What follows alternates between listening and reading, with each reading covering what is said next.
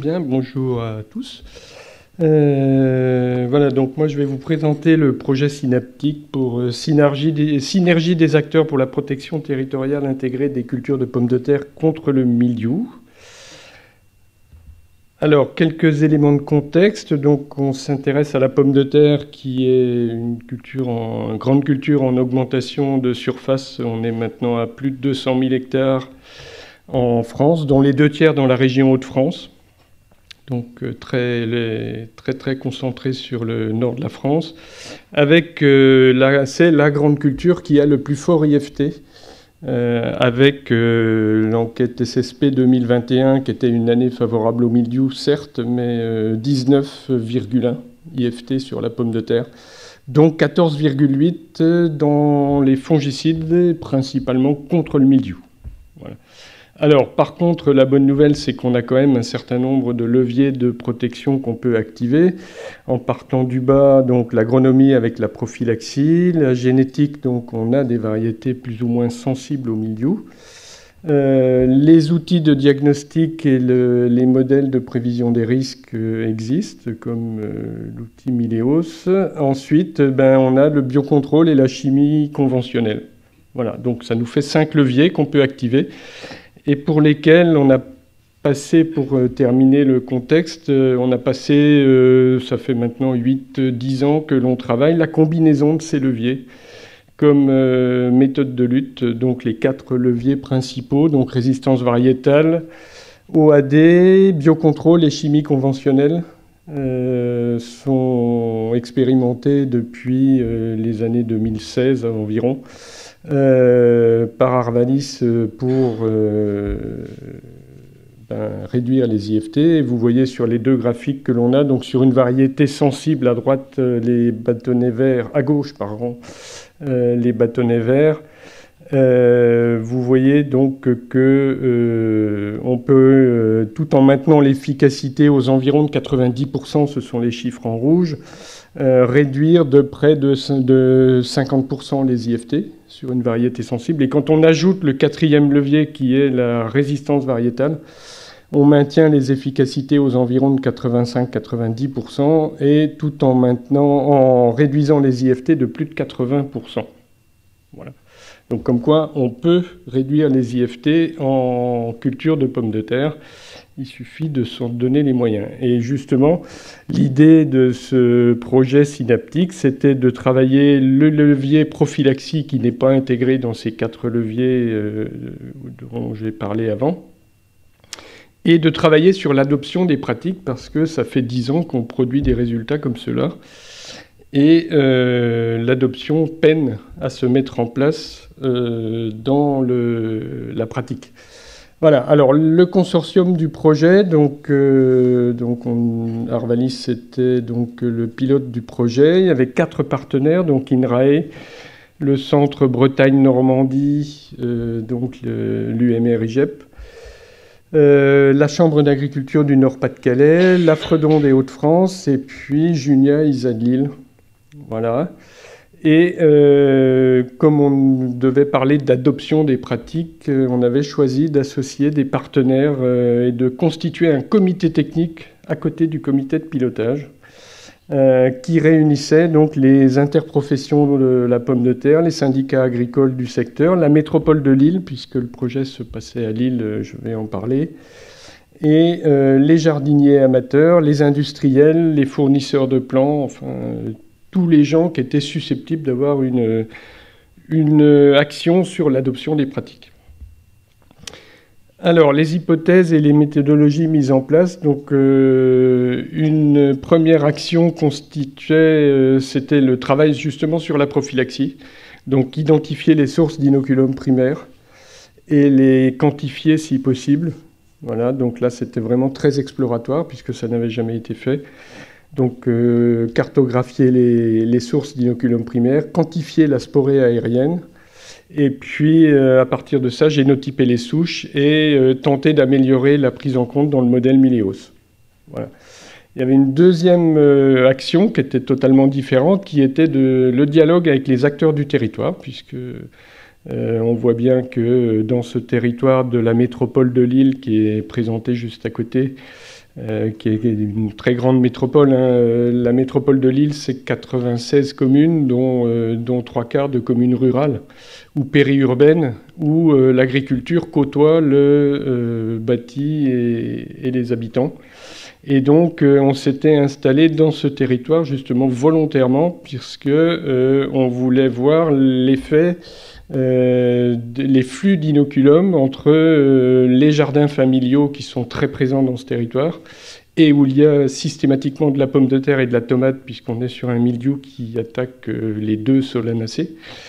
Et il y a des parcelles agricoles très nombreuses, en particulier de fournitures de pommes de terre pour l'industrie de la frite en particulier. Voilà. Et puis là, donc un dialogue avec tous les acteurs du territoire.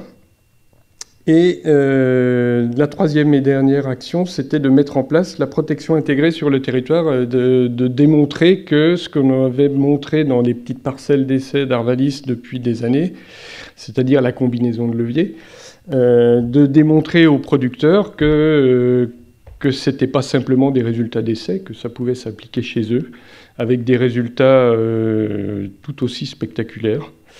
Et de faire évoluer les pratiques des jardiniers, puisque on était parti de l'hypothèse qui est assez répandue dans la profession que le problème du mildiou vient beaucoup des jardins. Voilà. Alors, les principaux résultats du projet, donc cartographier, prélever, génotyper les sources d'inoculum primaire. Alors, c'était pas un scoop, mais les sources d'inoculum primaire sont multiples. Sur le territoire, donc des tas de déchets principalement, des plants, puisque le plant de pomme de terre est produit dans les mêmes régions que les autres cultures, et donc du coup, il a aussi le risque d'être contaminé par le mildiou. Et quand on met 40 000 plants à l'hectare en moyenne, c'est très compliqué d'avoir des lots de plants qui soient certifiés totalement indemnes de mildiou. Voilà. Des jardins familiaux, donc ça nous permettait de mettre en place, de montrer l'intérêt d'une gestion collective. Alors, ce qu'on a découvert par tous ces suivis, c'est que le mythe du jardin familial qui contamine les parcelles agricoles s'est écroulé. Parce que, en fait, sur les 4 années, puisque le projet a été prolongé d'une année, sur les 4 années où il y a eu deux années très difficiles, 2021-2024, une année sans mildiou, où là tout le monde était content, 2022, et une année moyenne en 2023. Dans toutes ces années, on n'a pas trouvé un jardin qui était contaminé avant les parcelles agricoles. Voilà. Et au contraire, ils récupéraient de l'inoculum qui venait de la parcelle à côté. Voilà. Et par contre, on a eu du mal à tracer vraiment les cheminements de l'inoculum parce que, en fait, on est sur des populations très très stables et très homogènes. Vous voyez sur les camemberts, sur les cartes, il y a une souche, la rose, là, qui s'appelle la 36A2, qui est très très majoritaire, et l'équipe IGEP pensait trouver d'autres marqueurs pour bien pouvoir tracer les inoculums de parcelles dans les jardins et réciproquement. Et en fait, c'était exploratoire et on n'est toujours pas arrivé au bout du compte. Voilà. Donc le traçage des origines de foyer a été très compliqué. Sur ce point-là, on n'a pas abouti. Par contre, ce que l'on sait avec certitude, c'est que les jardins ne sont pas majoritaires dans le démarrage de l'épidémie, au contraire. Ensuite, la sporée aérienne, donc là, c'était très exploratoire. Donc vous voyez des résultats en 2024, parce que c'est les plus spectaculaires. Donc on a installé des capteurs de spores dans la plaine. Et vous voyez sur ces graphiques, en 2024, donc c'était une année très favorable au mildiou, avec une épidémie très forte et très précoce. Voilà, une des plus fortes épidémies de la décennie, voire plus même. Donc les conclusions de cette action exploratoire, c'est que les vols de sporanges sont très variables et d'une journée sur l'autre. Voilà, puisqu'on avait des tubes qui étaient récoltés tous les jours sur les capteurs. Et on peut avoir des explosions très fortes une journée et le lendemain plus rien. Et voilà. Et deuxième chose importante que l'on a découverte aussi, c'est que en fait, on a deux profils de vol très différents selon la localisation du piège, dans la parcelle ou à l'extérieur, et même pas très loin de la parcelle, puisqu'on les avait mis à 50-100 mètres. Oui. Et du coup, on s'est aperçu que finalement, dans la parcelle, on peut avoir des quantités d'inoculum très très importantes, et le taux de dilution étant extrêmement élevé, on se retrouve à 50 mètres avec des vols qui sont très très très faibles. Voilà. Donc ça, c'était une découverte.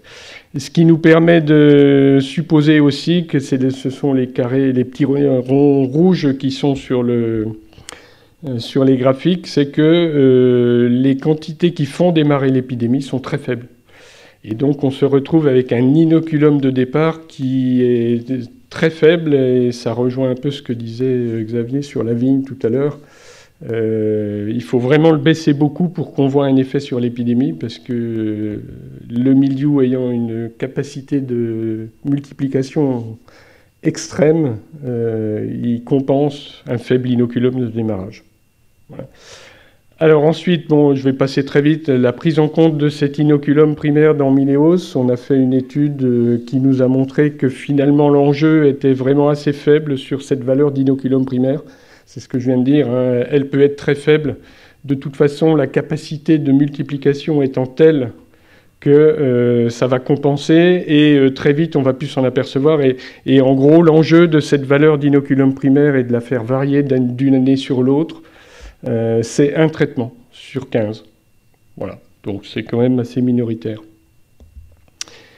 Alors les freins au changement, les pratiques à risque et les freins au changement. Alors côté agriculteur, on s'est aperçu qu'ils avaient quand même assez peu de pratiques à risque, ce qui est quand même une bonne nouvelle. Mais par contre, ils subissent un certain nombre de freins au changement, et en particulier l'accès aux variétés résistantes n'est pas permis, puisque la pomme de terre est principalement sous contrat, et les donneurs d'ordre, en particulier industriels, veulent travailler avec des variétés qui leur plaisent, et elles sont toutes sensibles. C'est pas de chance, c'est comme ça. Donc, et puis aussi, ils aimeraient bien qu'il y ait une reconnaissance financière des risques et des surcoûts qu'ils prennent pour diminuer les IFT. Ce qui peut se comprendre, que ce soit réparti sur la chaîne de valeur. Voilà. Ensuite, les jardiniers amateurs, donc là, je vais passer rapidement, parce que en fait, eux, ce qu'ils veulent, c'est des variétés qui sont agréables à manger, et puis des variétés qu'ils connaissent. Donc du coup, il y a un frein au changement là qui est tout à fait spectaculaire, c'est que la résistance variétale au mildiou, ils s'en fichent complètement. Voilà. Donc par contre, une variété qui serait bonne et résistante, on peut peut-être essayer de la faire passer, et c'est ce qu'on a fait un peu plus loin. Oui, 2 minutes. Je vais essayer de m'y tenir. Dialoguer avec les acteurs du territoire. Donc là, on a fait 2 ateliers d'intelligence collective qui étaient gérés par l'équipe Junia du GRECAT, donc, qui travaille sur l'agriculture et territoire dans la métropole de Lille, et qui nous a bien aidé à faire discuter à la fois les jardiniers. On avait des représentants de tous les partenaires associés que j'ai cités, y compris les industriels qui nous ont confirmé qu'ils aimaient bien les variétés sensibles au milieu. Et on leur a dit qu'il fallait que ça change. Voilà. Et donc, on a même élaboré, pour finir ces ateliers, des chemins du changement, puisque c'est très bien de dire dans 10 ans, il faudrait qu'on ait des variétés résistantes. Mais on sait que pendant 9 ans, il ne va rien se passer. Donc, on les a fait travailler sur des chemins du changement, et de dire comment on peut lever les freins au fur et à mesure pour avancer sur le sujet. Et entre autres, on a rédigé des fiches actions, donc sur des thématiques. Donc là, par exemple, c'était le partage et la répartition du risque sur la chaîne de valeur. Comment s'y prendre pour avancer sur ce sujet-là. Donc les partenaires à associer, comment on peut faire, le calendrier souhaitable, et puis les points de vigilance, les freins à lever. Donc voilà. Alors, dernière action, c'était la mise en place du du réseau d'agriculteurs et de voir comment ils réagissaient. Donc, c'est des résultats qui sont plus qu'encourageants. Ils sont très, très encourageants. La motivation des agriculteurs, des 5 agriculteurs suivis, était extrêmement forte pour changer de pratique, pour adopter des variétés résistantes. Et leur réduction d'IFT, vous voyez, moins 12 en 2021, moins 70 en 2022 et moins 35 en 2023. En 2024, c'était moins 12 aussi. Voilà. Et donc, en moyenne, on n'est pas loin des 50% quand même. Donc, comme quoi, même au niveau de la pratique, ça marche. Les jardiniers, on leur a fait aussi des vitrines variétales et on les a fait déguster de la patate douce aussi, pour mettre un peu plus de patate douce et un point moins de pommes de terre dans les jardins, parce que la patate douce n'est pas sensible au milieu, donc ça permettrait de gérer une partie du problème. Et puis adopter aussi des variétés de tomates. Vous voyez, les tomates en 2021 ont été détruites très rapidement dans le mois de juillet, donc adopter des variétés moins sensibles. Et donc on leur a fait une séance de dégustation qui a été filmée, donc il y a une vidéo. J'en arrive au transfert, donc un certain nombre d'articles, l'application Vigimildiou qui a été mise au point par l'INRA pour recenser les foyers de mildiou chez les jardiniers, puisque ça existait pour le BSV, mais pas pour les jardiniers. Donc voilà. La fameuse vidéo de l'atelier culinaire, le guide méthodologique de la discussion dans la filière pour les ateliers, des articles de vulgarisation divers et variés, et puis différents salons, et mes collègues sont au salon Calipom aujourd'hui dans le Nord-Pas-de-Calais en train de parler du projet. Voilà, les perspectives. Alors les perspectives, sur le modèle Miléos, donc il y a une très bonne adoption par les producteurs. Donc là, c'est à renforcer. Alors la résistance variétale, donc on en est toujours à plus de 80% de variétés sensibles, c'est dommage. Voilà, donc c'est à suivre. Les producteurs sont demandeurs, faudrait débloquer les leviers. Biocontrôle IFT, c'est dommage que ça bloque sur un surcoût de 50 € de l'hectare environ, c'est-à-dire 1 € par tonne, donc c'est-à-dire 1 centime par cornet de frites. Voilà, c'est dommage que ça bloque là-dessus. Les acheteurs ne sont pas prêts à mettre 1 € par tonne de plus pour ça. Voilà. L'accompagnement des producteurs dans la réduction des phytos, donc c'est très important parce que c'est le 5e point, ils prennent des risques et ils ont une charge mentale qui augmente et donc ça serait quand même bien de pouvoir la répartir sur l'ensemble de la filière et que le risque soit réparti. Et les suites, pour terminer. Donc, nous sommes en train d'écrire une lettre d'intention pour répondre à notre projet Parsada qui a été validé le mois dernier. Pour les sporées aériennes, donc le projet Plante tout Pro vol de sport est en cours avec INRAE, encore une fois, IGEP. Sur la résistance variétale, donc dans le Parsada mildiou, on va y travailler aussi. Et puis, on va travailler aussi beaucoup sur, justement, maintenant qu'on a bien identifié tous les leviers et que les gens de la filière sont au courant qu'on travaille là-dessus, on va les remettre autour de la table avec l'objectif de faire adopter un peu plus les variétés résistantes.